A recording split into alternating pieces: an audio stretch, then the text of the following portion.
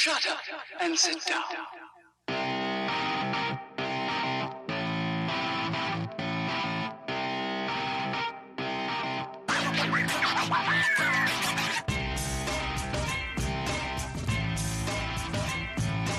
Welcome to the Bricks King podcast, where I'm going to bend your ear about Lego, review those amazing bricks of plastic, and discuss what is new and up and coming around the Lego world. I'm your minifigure host tonight. Let's build on it. Welcome in, everybody. How are we doing? Episode 209 today. And today we are talking about an old set. Yes, an old set, believe it or not. An older set. Not an old set as far as you classify old, but maybe you're not your grandmother old, but definitely older in the realm of Lego. And today we're going to talk about Sesame Street, believe it or not. I've had this thing. I've been sitting on it. I've been waiting on it.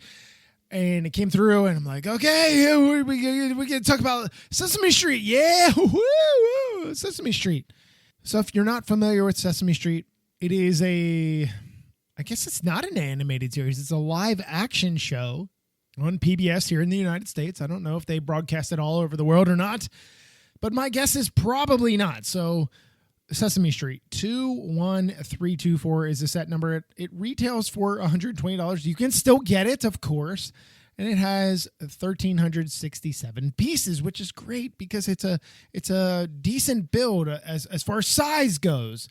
We can talk about the build features and stuff like that as we go, but it's Sesame Street. It's a Lego Ideas project that was created kind of like Winnie the Pooh and all of these other Lego Ideas projects. Some of them seem a little bit sketch now, but at the end of the day, we're talking about Lego Ideas, and Lego Ideas stuff is completely different than anything else. You're getting these ideas, no pun intended here, or cliche or anything like that. You're getting these ideas, projects that are just well done.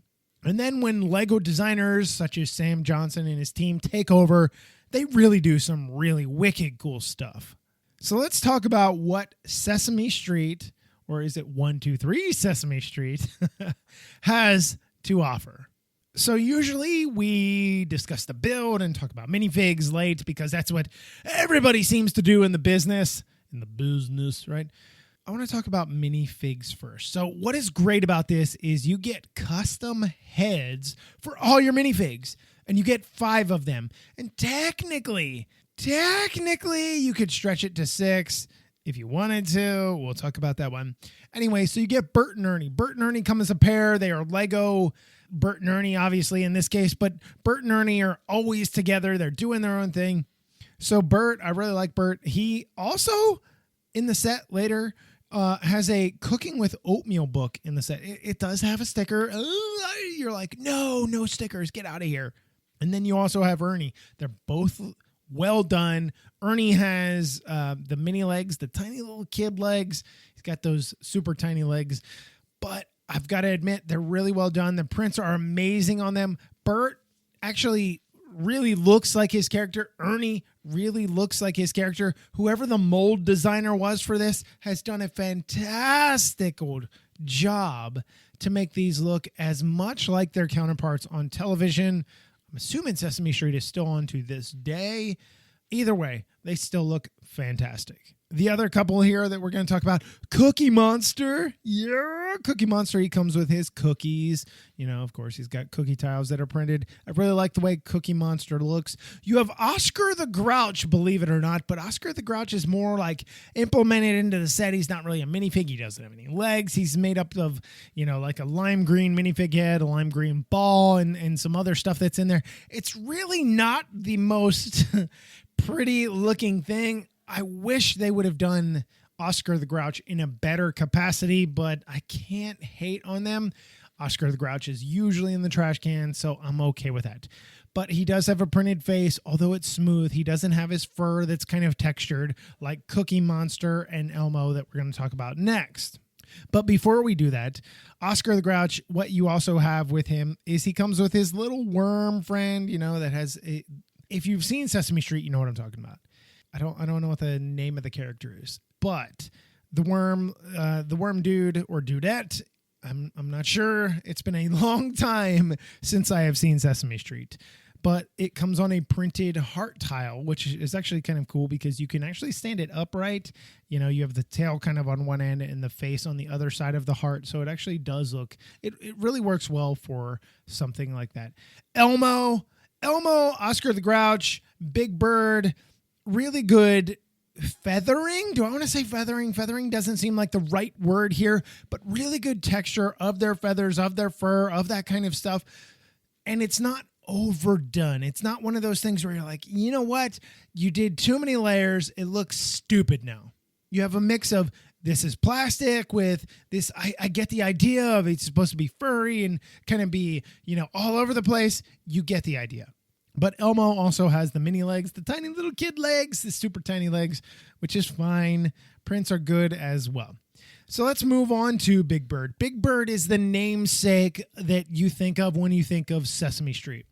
So there is a place where I'm from in the great state of Pennsylvania. Some people call it Pennsylvania. If you're like myself, you call it Pennsylvania, where it's like kind of slung together, or you call it PA. People in Texas are like, oh, PA, Port Aransas? No, you fool! What is wrong with you? Anyway, so there's a place in Pennsylvania that I remember going as a child, I would say 1990-ish, and it's called Sesame Place. It's this. If you think of Disney World scaled down to a fraction of that, you have Sesame Place. But it's like a water park and all kinds of, there's shows that are going on. There's a whole bunch of different stuff going on. I have vivid memories of this, even at the ripe age of 5, 6 years old, whatever I was. And it was a lot of fun. It was great. And it's interesting to think that something like that was created off of Sesame Street. You know, you have the characters walking around. You have all kinds of other stuff going around. I mean, this is in the same vein of Hershey Park. If you've never been to Hershey, Pennsylvania, where they make Hershey's chocolate and all the candy that is associated with Hershey's, you need to go. The theme park is fantastic. The Chocolate World ride is amazing. And I know I'm getting on a tangent, but my point is I have vivid memories of Sesame Street. Part of that, I don't remember much of the show as much. I remember watching it in black and white because for the longest time until I was probably like 10, you're like, only 10? We didn't have a colored television. It was black and white, and it was like on a 13-inch TV. It was super duper tiny. I get up and watch cartoons in the morning and stuff like that, you know. Anyway, so I don't have the fondest recollection of Sesame Street and Big Bird and stuff like that, but I do like the Big Bird minifig. You have you've got legs on it, but they're not printed the whole way around. It kind of looks funky because Big Bird's legs are, you know, they have that ring coloring that go the whole way around. It's not done here. It's not duplicated, which is fine, but I would have preferred it. He does have arms, you know, that can swing, move, and stuff like that. And then you have the big, giant Big Bird head. He's got kind of like that.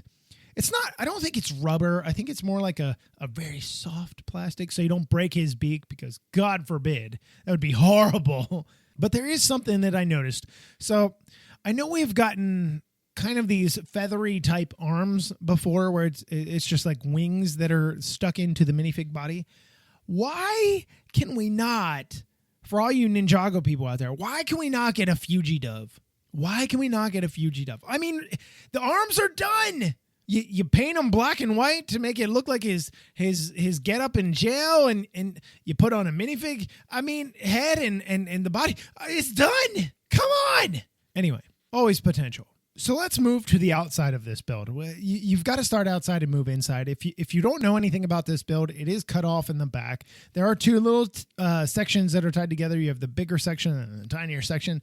They are tied together.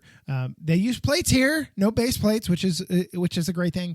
But what I find fascinating is, and I don't remember all of Sesame Street, so it's okay. But what I do remember, this looks very close to Sesame Street. Like, I recognize the building. I recognize the doors. I recognize the sign. I recognize the overall architecture of what Sesame Street is in that drab color, in that very poorly lighted arena where they shot it, in the studio where they shot it. But I am very interested in the way that they did things. So what is kind of neat is, so you have your double doors that open inward for your 1, 2, 3 Sesame Street place or Sesame Street court, whatever you might want to call it. And when they open up, there's really not it almost feels like you're going to fall off a precipice. Like you walk in, it's like, you take another step forward and you're like, I'm dead. It's totally gone. But I really like the way that is done. So let's talk about the windows. The windows are neat. They use some of the 2x wide windows. I think are they 3 bricks high, something like that. And then those are pushed into the assembly, and then they use tiles that are on the side. Really cool building technique. I really like that, to make it look like an open window. That's really cool. They also have some decoration that is on top of those, which really works well. It just really kind of gets you to that point of like, oh, this is nice. If you're a builder of Lego, if you're a mock builder, maybe it's not the most crazy overdone texturing that is on the outside, but it is something that you might be able to take and really run with. And they do that with all 4 windows, by the way. All 4 windows are built the exact same style, exact same way. And the only thing that I wish would have been done differently on the outside of the building, like on the actual facade, not where Oscar the Grouch is, where he's got his own stuff, his bag of trash, his tire, and his pizza box. Aside from that area, I wish they would have done more either textured bricks or maybe some of the 1x1s where you can put something on the front just to jazz it up a little bit. And I know it might not be the same as what the show is, but as a builder of Lego, I would have preferred to see that just to kind of break up the minutia that is of the tan. Like, there's a lot of it. Now, I say that, and above the doors, there is a printed piece as well. It says 1, 2, 3 on it because 1, 2, 3 Sesame Street. You do have little lamps that are on each side of the door frame, which they use that. Is it the opalescence or kind of clear, glittery piece? Whatever you want to call it. They use those. I like those. I like the way they're done. But above that, I found the most interesting build ever. I don't ever recall seeing a heart in Lego that was tan. I may be wrong, but I don't ever recall seeing that. And the hearts are pushed into the build above the doorway, upside down. It's crazy. They look like they're just sitting there, like they're not attached. They are attached. It's a really neat little build assembly that is right above the door. It gives some decoration, some details, some depth to it. Maybe there could have been something else put in it, but I really like the way that was done. It's kind of unique. So moving downward here, we have the mailbox. The mailbox is important. You got to mail stuff from Sesame Street to get it out to the world, or all the fan mail that comes in, right? Well, I guess would you drop fan mail in that? No. That's just a pickup. I've never been around where they have these. I mean, they have them in Texas, but I've never dropped anything in them because I don't send letters. I'm not archaic, right? But next to that, you have your Sesame Street sign. It says 1, 2, 3 Sesame Street. It looks beautiful. It's iconic. It looks just like the real thing. You have the green lamp or lantern post, and both of those pieces are printed, which is good. Good prints. Everybody loves prints. Prints are important. So moving around to the side is important for a number of reasons. You want to be able to see where Big Bird is, what Big Bird is doing. Big Bird's, can you call it a nest? I mean, can you really call like an upturned barrel or wash tub a nest? I guess you could, but there's a tree there, and you do have some storage for his trash, but he comes with his bear and his blue roller skates because Big Bird is roller skating demon. I'm actually going roller skating this weekend. I'm really excited. Anyway, so you do have that, and you have a picture of Mr. Hooper that is on the backside. I don't really know much about Mr. Hooper, but I do know that's Mr. Hooper. So you do have a picture of him. It is not printed. It's a sticker. There's also a birdhouse just slightly adjacent above that, which is fine. He is a bird. It is a birdhouse. He's not going to fit into it, but you get the idea behind it, right? Maybe it's for one of the other tiny birds in the vicinity, or maybe a character that I no longer recall. So moving along. So we're going to swing around to the left side of the building because there's more here.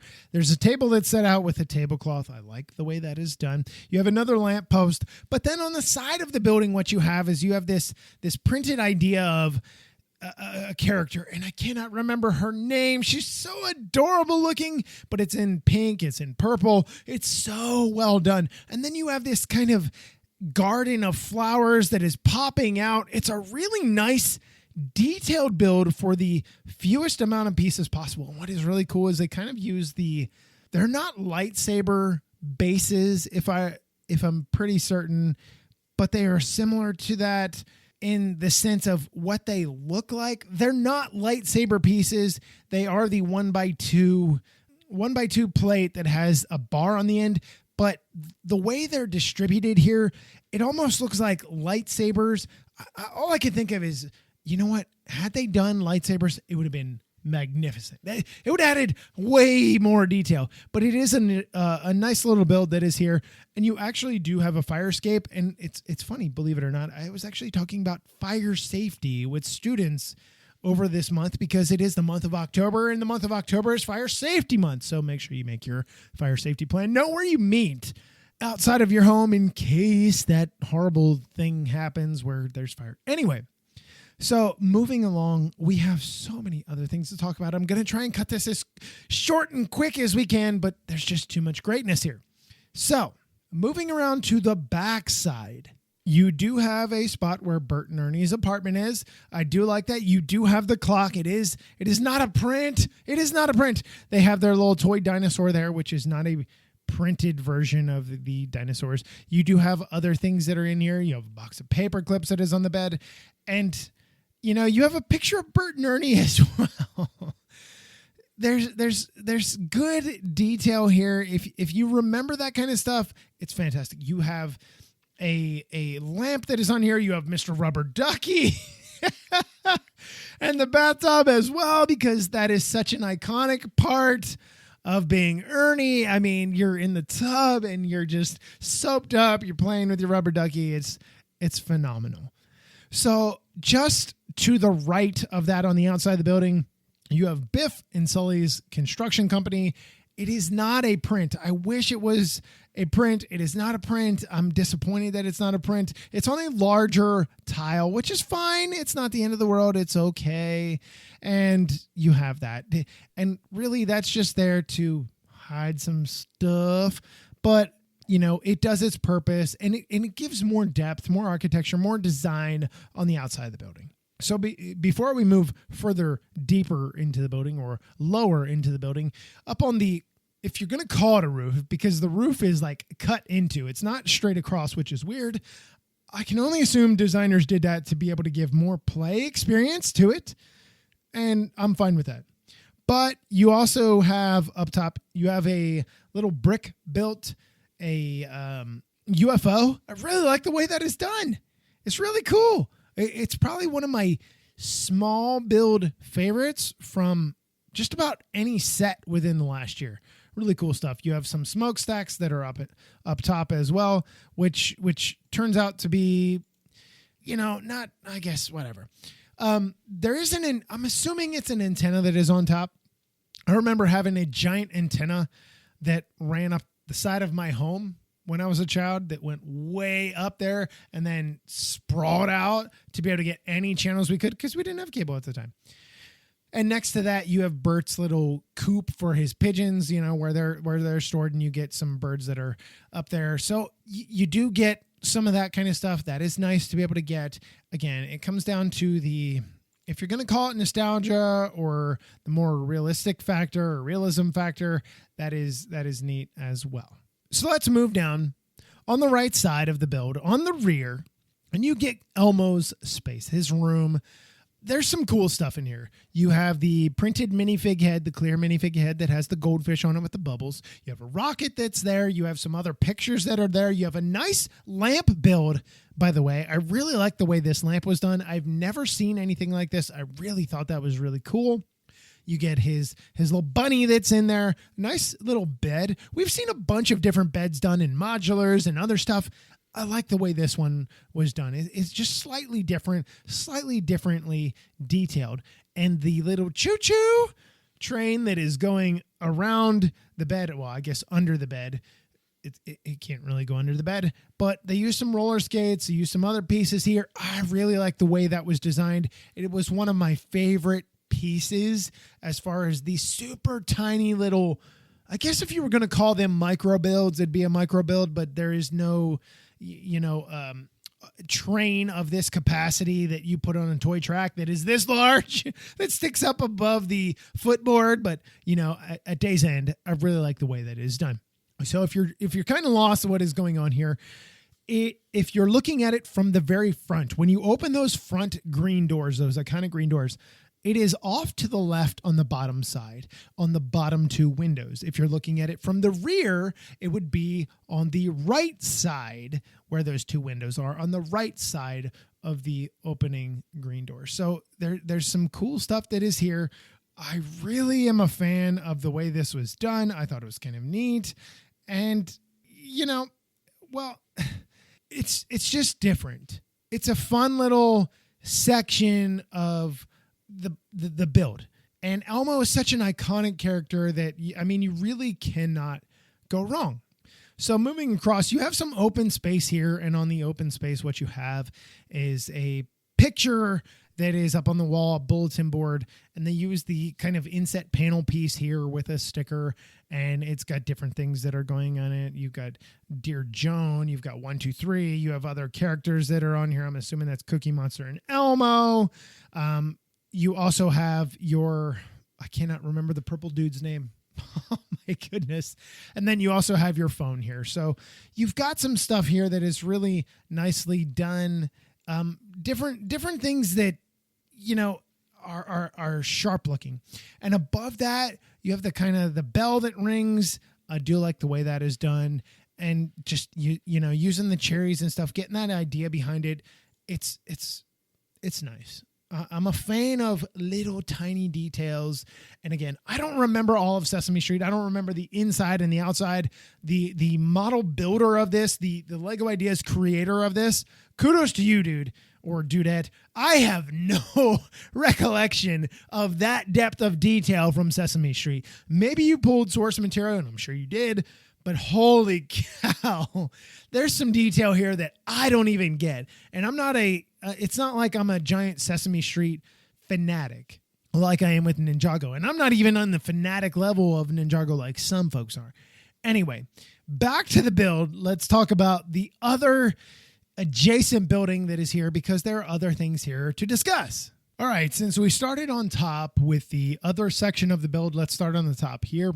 And the interesting thing here is you're only getting a slight cutout of a section of the building. You're not getting like a full width of what you kind of got with the other build. It's just a super duper tiny area. It's kind of like I guess it's kind of like an 8x8, maybe a 10x10 stud. It's not very big at all, but I do like the way that it is done. So let's talk about what we have here. On the more upper portions of the build, this is where Cookie Monster is supposed to be. This is his lair, his domicile, where he goes to lay his head at night. Inside of this tiny little apartment, this cramped little room, are probably some of my favorite nostalgic builds. Why? You have a television here that has rabbit ears sticking out the top of it. They use the carrot, I think it's the carrot top piece. We've seen it in green. I think we've seen it in some other colors, but it's in black. And then you also get the television box build that has some TV stuff on it, which is great as well. And then you also have down below that, where you are getting the 1x2 printed tiles of VHS tapes. Kids don't know what VHS tapes are. My kid, I have some VHS tapes, and I'm like, this is what it is. He's like, well, what do you do with it? Well, I don't have a VHS player, but I'm like, you used to push it in. You used to press play, and there was tapes on it. He doesn't get it. It's sad. It is truly, truly tragic. Anyway, so above that, you have the Count in his sticker form, of course, where he's on the 2x2 round tile here. Sad that we didn't actually get a minifig of him. Above that, on the very roof, you do have a nice little air conditioning unit that is built, and then you get a bat, which is, I guess, supposed to be him. 1, 2, 3, I do still make Sesame Street references, believe it or not, with kids, and they don't get it, but I think it's funny. And then you have a nice brick-built chair here with kind of this little bowl of, maybe you could put cookies in or whatever. There's a cookie towel that you can use here. There is also an ottoman, and then there's a tiny little shelf that is in the corner that has a golden frog and a golden trophy, which, has the micro minifig, which is okay. I do like that. So let's talk about what is down below, because we talked about what is up top, but down below is what matters. You do have some stuff hanging off the side here for the famous Mr. Hooper. And out front of the shop, you have this nice brick-built awning. I say brick-built. They use these kind of like sloped bricks that they use, and the fairly newish piece for the corner. I do like that. It is in that nice darker forest green and the white. I like the way that's done. You do have some newspapers and some stuff that is sitting out in front of that. This is also adjacent to the one street lamp and the build for the table that has the printed tablecloth that is on top. But inside is what is neat, because you have peanuts, you have some tiles that are used for Lego dots, you have some orange juice that's in there, you have some other different textures that are hanging off the wall of different items. You have a nice stool, by the way, or a stool that you would sit on, and then you also have a nice printed cash register, which I don't even know, do they even use cash registers anymore? And on the front of that, if you were to go outside of that section, you have some items that are sitting there, of course, with some coinage to be able to buy whatever you are going to buy. So I've got to admit, I really do like the way this was done. I thought it was a lot of fun. Some really interesting, maybe not really interesting building techniques, but some unique things. But I did have a lot of fun building this.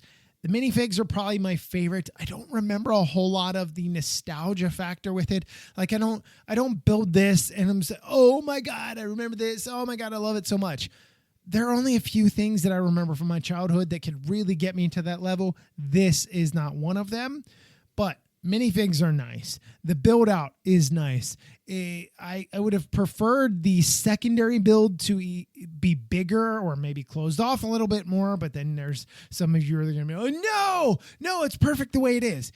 Everybody's going to have their things that they're like, you know what? I don't like this. I really like this.